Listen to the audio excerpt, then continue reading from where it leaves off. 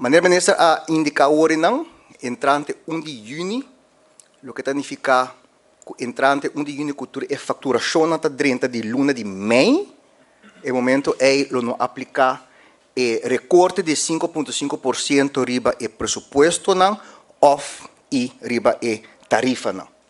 Pois entrante ayer turcuido que o órgão executivo de AZV compra para assegurado não tá compra não sim e recorte. Pero é dona de cuido lo reparar essa aqui de luna de junho, ora que o guardo pagar e compra de serviço para luna de mei. Não é uma decisão fácil, minister A passa bastante tempo a pensar decisão aqui não. Juridicamente tem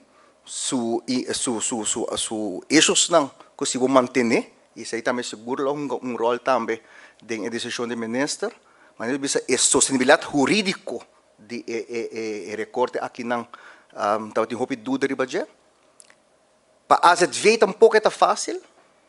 Minister a indicar a nós que aqui não nós temos plafond para o que está gasto de AZV de 474,5 milhões de florins. Den espaço aí nós temos que buscar para nós devolver back na setor de cuido e 5,5% aqui não.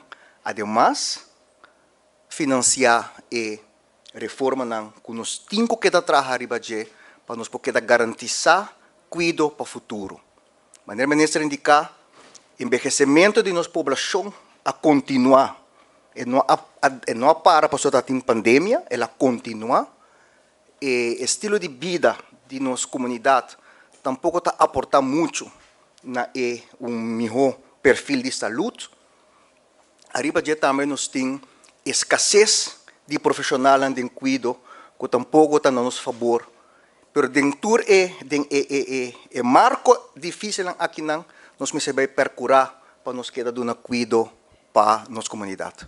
E pensei é instrumento que o governo a nos tarefa para nos desenvolver é quadro multianual de gasto, pelo qual nós temos que vai desenvolver e temos que quedar dando nosso país credibilidade também para o futuro.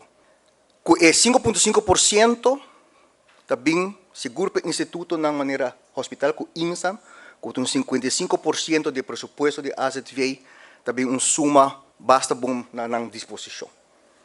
Nós temos full compreensão para o trabalhador também que está desejando uma compensação para o qual não perna na poder de compra. Por uma apelação também para nós criar espaço para nós conseguir dar cuidado e invertir de mais eficiência, mais eficácia, para assim também assegurar também por receber algo de 5,5% aqui não. Colega também família de AZV, mais danke para a vossa contribuição, bem mais danke no setor de cuidado para a vossa contribuição também para o país, danke ao Ministério e nós a seguir trabalhar para adiante para nos reformar para nos garantizar.